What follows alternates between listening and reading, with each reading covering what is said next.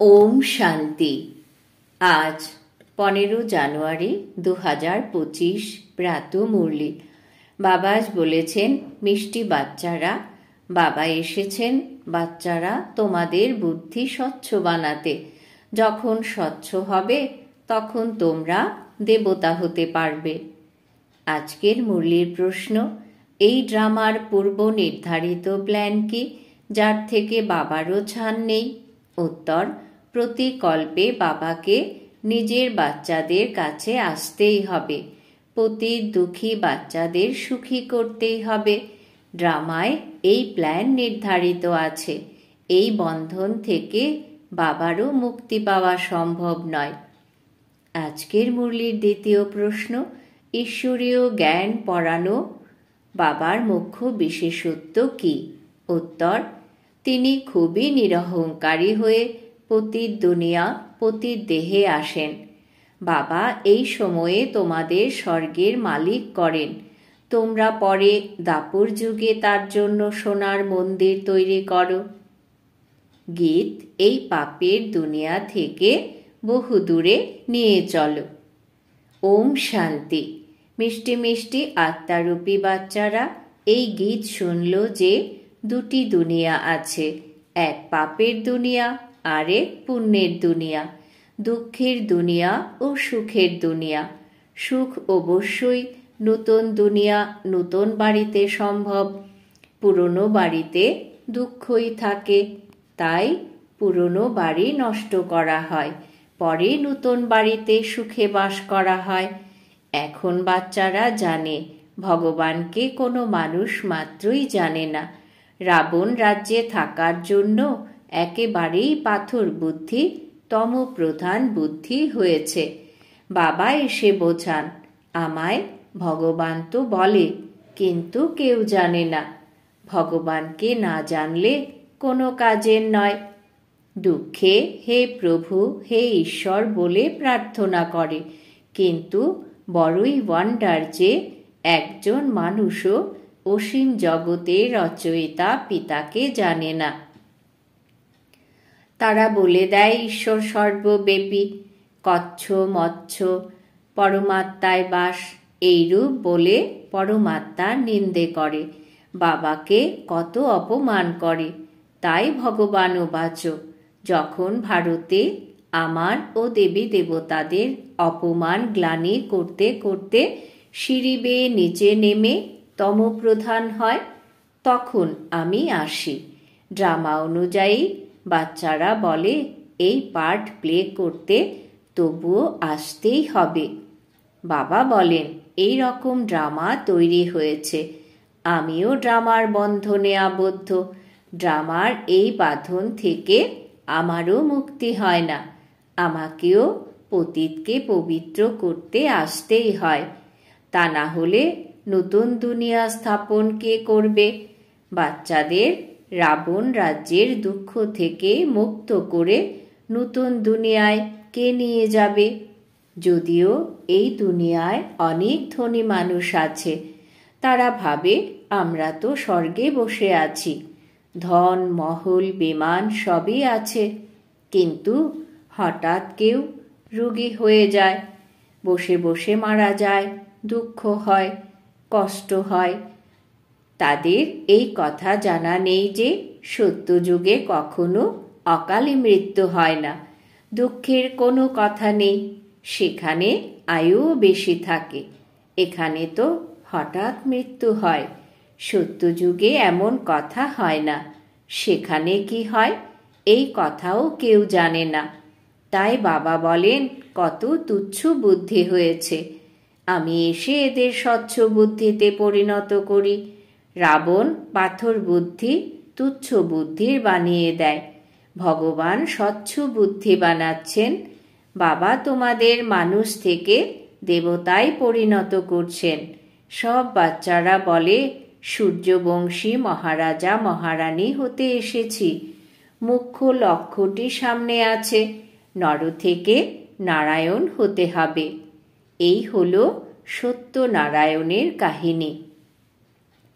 তারপরে ভক্তিতে ব্রাহ্মণ ব্রত কথা পাঠ করে শোনাতে থাকে।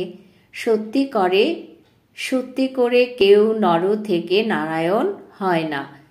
তোমরা তো যথাযথভাবে নর থেকে নারায়ণ হতে এসেছ। কেউ জিজ্ঞাসা করে, আপনাদের এই সংস্থার উদ্দেশ্য কি? বলো, নর থেকে নারায়ণ হওয়া, এই হলো আমাদের উদ্দেশ্য। কিন্তু এই স্থানটি কোনো সংস্থা নয়, এই হলো এক পরিবার। মাতা পিতা ও সন্তানরা বসে আছে। ভক্তি মার্গে তো গায়ন ছিল, তুমি মাতা পিতা। হে মাতা পিতা, যখন আপনি আসেন তখন আমরা আপনার কাছে গহন সুখের অধিকার প্রাপ্ত করি। আমরা বিশ্বের মালিক হই। এখন তোমরা বিশ্বের মালিক হও, তাই না? তাও স্বর্গের মালিক। এবারে এমন পিতাকে দেখে খুশির পারদ ঊর্ধ্বে থাকা উচিত, যাকে অর্ধকল্প অর্থাৎ ভক্তি মার্গে স্মরণ করা হয়েছে। হে ভগবান, আসুন, আপনি এলে আমরা আপনার কাছে ঘন সুখ প্রাপ্ত করব। অসীম জগতের পিতা তো অসীমের অবিনাশী উত্তরাধিকার প্রদান করেন, তাও 21 জন্মের জন্য। বাবা বলেন, আমি তোমাদের দৈবী সম্প্রদায়ে পরিণত করি। রাবণ তোমাদের আসুরি সম্প্রদায় করেছে। আমি আদি সনাতন দেবী দেবতা ধর্মের স্থাপনা করি। সেখানে পবিত্রতার জন্য আয়ুও বেশি থাকে।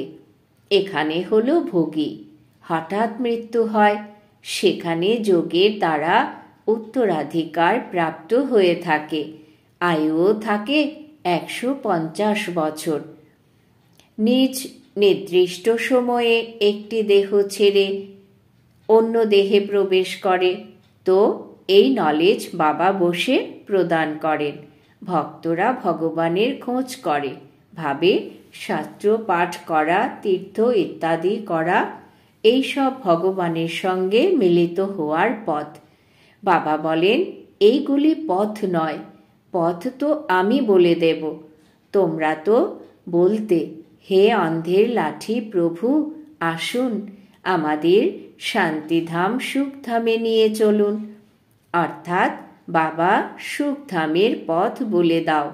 বাবা কখনো দুঃখ দেন না, সে তো বাবার নামে মিথ্যা অভিযোগ এনে দেয়। কেউ মারা গেলে ভগবানকে গালাগালি দেয়। বাবা বলেন, আমি তো কারোর মৃত্যুর কারণ নই বা দুঃখ কষ্ট দেই না। এই হলো প্রত্যেকের নিজস্ব পাঠ। আমি যে রাজ্য স্থাপন করি সেখানে অকালে মৃত্যু, দুঃখ ইত্যাদি কখনো হয়ই না। আমি তোমাদের সুখধামে নিয়ে যাই। বাচ্চাদের শিহরণ অনুভব হওয়া উচিত। ওহো, বাবা আমাদের পুরুষোত্তম বানাচ্ছেন। মানুষ তো এই কথা জানে না যে সঙ্গম যুগকে পুরুষোত্তম বলা হয়। ভক্তি মার্গে ভক্তগণ বসে পুরুষোত্তম মাস ইত্যাদি বানিয়েছে। বাস্তবে হলো পুরুষোত্তম যুগ। যখন বাবা এসে উঁচু থেকে উঁচু স্বরূপে পরিণত করেন, এখন তোমরা পুরুষোত্তম হচ্ছ। সবচেয়ে উঁচু থেকে উঁচু পুরুষোত্তম স্বরূপ হলেন লক্ষ্মীনারায়ণ। মানুষ তো কিছুই বোঝে না। উত্তরণ কলায় একমাত্র বাবা নিয়ে যেতে পারেন। সিঁড়ির চিত্র দ্বারা কাউকে বোঝানো খুব সহজ। বাবা বলেন, এখন খেলাটি পূর্ণ হয়েছে, ঘরে ফিরে চলো। এখন এই পুরনো ছিছি বস্ত্র আবরণ ত্যাগ করতে হবে। তোমরা প্রথমে নূতন দুনিয়ায় শতপ্রধান ছিলে, তারপরে 84 জন্ম ভোগ করে তমপ্রধান শূদ্র হয়েছ। এখন আবার শূদ্র থেকে ব্রাহ্মণ হয়েছ। এখন বাবা ভক্তির ফল দিতে এসেছেন। বাবা সত্যযুগে ফল দিয়েছিলেন। বাবা হলেন সুখদাতা। পতিত পাবন বাবা আসেন তখন সম্পূর্ণ দুনিয়ার মানুষ মাত্রে নয়, বরং প্রকৃতিকেও শতপ্রধান করেন। এখন তো প্রকৃতিও হলো তমপ্রধান। অনাজপত্র পাওয়া যায় না। তারা ভাবে আমরা এই কাজ করছি, আগামী বছর অনেক ফলন হবে, কিন্তু কিছু হয় না। প্রাকৃতিক দুর্যোগকে আটকানো সম্ভব? ফ্যামিন হবে, আর্থকুয়েক হবে, অসুখ বিসুখ হবে, রক্তের নদী বইবে। এই তো সেই মহাভারতের যুদ্ধ। এখন বাবা বলেন, তোমরা নিজের অবিনাশী উত্তরাধিকার নিয়ে নাও। বাচ্চারা, আমি তোমাদের স্বর্গের উত্তরাধিকার দিতে এসেছি। মায়া রাবণ অভিশাপ দেয়, নরকের উত্তরাধিকার প্রদান করে। এও তো পূর্ব নির্ধারিত খেলা। বাবা বলেন, ড্রামা অনুযায়ী আমিও শিবালয় স্থাপন করি। এই ভারত শিবালয় ছিল, এখন হয়েছে বেশ্যালয়। বিষয় সাগরে হাবুডুবু দিতে থাকে। এখন তোমরা বাচ্চারা জানো, বাবা আমাদের শিবালয়ে নিয়ে যান, তাই খুশি তো থাকা উচিত, তাই না? আমাদের অসীম জগতের ভগবান পড়াচ্ছেন। বাবা বলেন, আমি তোমাদের বিশ্বের মালিক করি। ভারতবাসী নিজের ধর্মকে জানে না। আমাদের বংশ তো বিশাল, যার থেকে অনেক বংশ বিস্তার করে। আদি সনাতন কোন ধর্ম, কোন বংশ ছিল, এই কথা বোঝে না। আদি সনাতন দেবী দেবতা ধর্মের বংশ, তারপরে দ্বিতীয় নম্বরে চন্দ্রবংশীদের বংশ, তারপরে ইসলাম ধর্মের বংশ। সম্পূর্ণ বৃক্ষের রহস্য অন্য কেউ বোঝাতে পারে না। এখন তো দেখো, অনেক বংশ আছে, শাখা প্রশাখা কত আছে। এ হলো ভ্যারাইটি ধর্মের বৃক্ষ। এই সব কথা বাবা এসে বোধগম্য করান।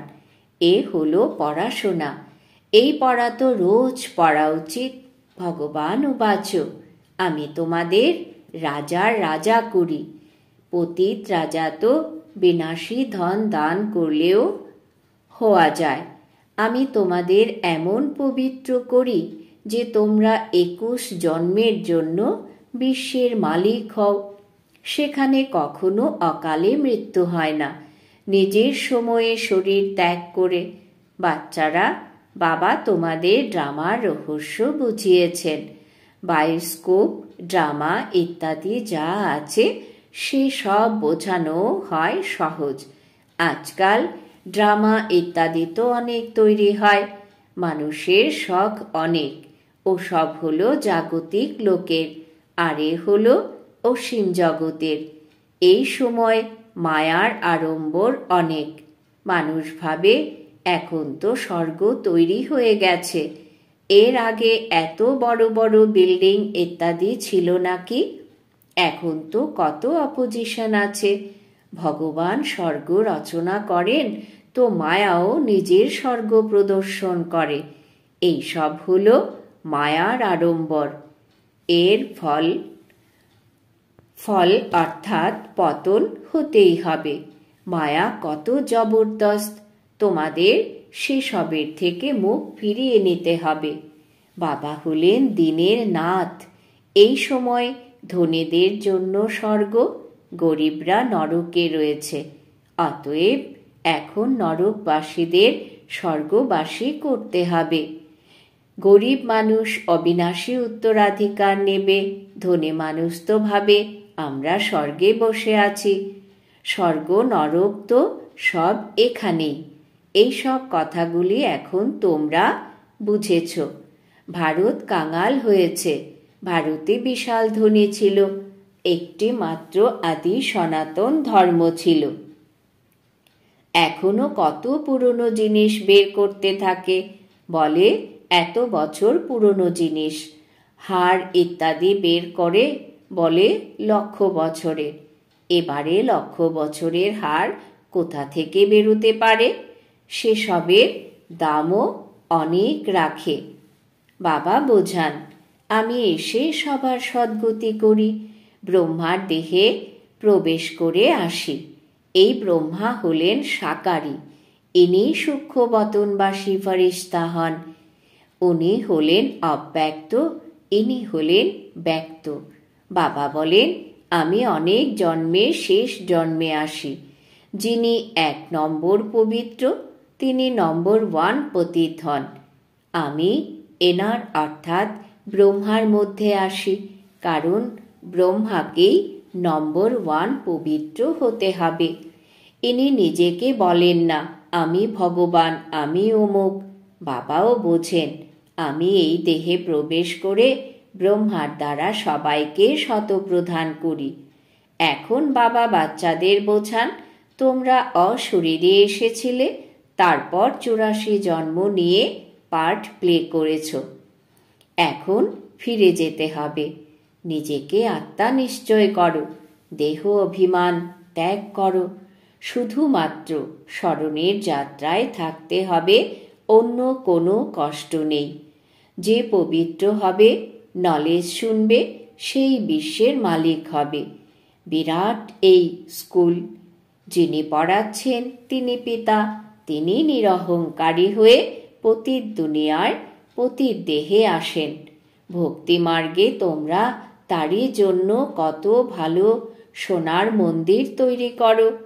এই সময় তোমাদের স্বর্গের মালিক করি, তাই পতিত দেহে এসে বসি। তারপরে ভক্তি মার্গে তোমরা আমাকে সোমনাথ মন্দিরে বসাও, সোনা ও হীরের মন্দির বানাও।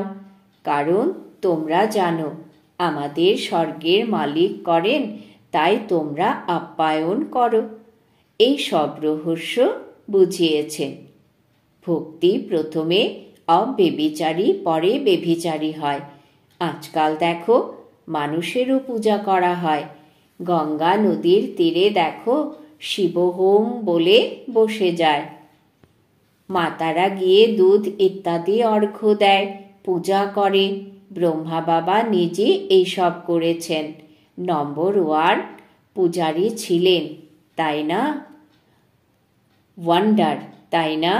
বাবা বলেন এ হলো ওয়ান্ডারফুল দুনিয়া। কিভাবে স্বর্গে পরিণত হয়, কিভাবে নরকে পরিণত হয়, সেসব রহস্য বাচ্চাদেরকে বোঝাতে থাকেন। এই জ্ঞান তো শাস্ত্রে নেই। ওই সব হলো ফিলোসফির শাস্ত্র। এ হলো স্পিরিচুয়াল নলেজ, যা আত্মাদের পিতা ব্যতীত অথবা তোমরা ব্রাহ্মণরা ছাড়া কেউ দিতে পারে না। আর তোমরা ব্রাহ্মণরা ছাড়া অন্য কেউ এই রুহানি নলেজ প্রাপ্ত করতে পারে না। যতক্ষণ ব্রাহ্মণ না হবে তো দেবতাও হতে পারবে না। বাচ্চারা, তোমাদের অনেক খুশিতে থাকা উচিত। ভগবান আমাদের পড়ান, শ্রীকৃষ্ণ নয়। আচ্ছা, মিষ্টি মিষ্টি হারানিধি বাচ্চাদের প্রতি মাতা পিতা বাপদাদার স্মরণের স্নেহ সুমন আর সুপ্রভাত। আত্মাদের পিতা তার আত্মারূপী বাচ্চাদেরকে জানাচ্ছে নমস্কার। আমরা আত্মারূপী বাচ্চারা আমাদের মাতা পিতা বাপদাদাকে জানাই স্মরণের স্নেহ সুমন সুপ্রভাত, নমস্কার। ধারণার জন্যে মুখ্য সার। 1. মায়ার বিশাল আড়ম্বর, সেসব থেকে নিজের মুখ ফিরিয়ে নিতে হবে। সর্বদা এই খুশিতে থাকো যে আমরা পুরুষোত্তম হচ্ছি, ভগবান আমাদের পড়াচ্ছেন। 2. বিশ্বের রাজ্য ভাগ্য নিতে শুধুমাত্র পবিত্র হতে হবে। বাবা যেমন নিরহংকারী হয়ে পতিত দুনিয়া পতিত দেহে আসেন, তেমনি বাবার মতন নিরহংকারী হয়ে সেবা করতে হবে। বরদান। বাবা আজ বরদান দিয়েছেন, একের সাথে সর্বসম্বন্ধ বজায় রেখে সর্ববন্ধন থেকে মুক্ত সম্পূর্ণ ফরিস্তা ভব। একের সাথে সর্বসম্বন্ধ বজায় রেখে সর্ববন্ধন থেকে মুক্ত সম্পূর্ণ ফরিস্তা ভব। ব্যাখ্যা: যখন কোনো জিনিস রান্না করা হয় এবং যখন সেটা তৈরি হয়ে যায়, তখন সেটা পাত্র থেকে আলগা হয়ে যায়। এই রকম তোমরা যত সম্পন্ন স্টেজের সমীপে আসতে থাকবে, ততই সকলের থেকে দূরে যেতে থাকবে। যখন সব বন্ধনগুলোর থেকে বৃত্তির দ্বারা দূরে চলে যাবে, অর্থাৎ কারোর সাথে বন্ধনে আবদ্ধ হবে না, তখন সম্পূর্ণ ফরিস্তা হতে পারবে। একের সাথে সকল সম্পর্ক স্থাপন করা, এটাই হলো ঠিকানা। এর দ্বারাই অন্তিম ফরিস্তা জীবনের গন্তব্যস্থল নিকটে অনুভব হয়। বুদ্ধির চঞ্চলতা বন্ধ হয়ে যায়। স্লোগান: স্নেহ এমন এক চুম্বক যা নিন্দুকদেরকেও কাছে নিয়ে আসে। স্নেহ এমন এক চুম্বক যা নিন্দুকদেরকেও কাছে নিয়ে আসে। আজকের সমান: আমি সর্ববন্ধন মুক্ত সম্পূর্ণ ফরিস্তা। নিজের শক্তিশালী মনসার দ্বারা সকাশ দেওয়ার সেবা। মনসা সেবার জন্য বুদ্ধি ব্যর্থ চিন্তা থেকে মুক্ত হতে হবে। মন্মনা ভবর মন্ত্রের সহজ স্বরূপ হওয়া চাই। যে শ্রেষ্ঠ আত্মাদের শ্রেষ্ঠ মনসা অর্থাৎ সংকল্প শক্তিশালী, শুভ ভাবনা, শুভ কামনাকারী, তারাই মনসার দ্বারা শক্তির দান দিতে পারবে। ওম শান্তি।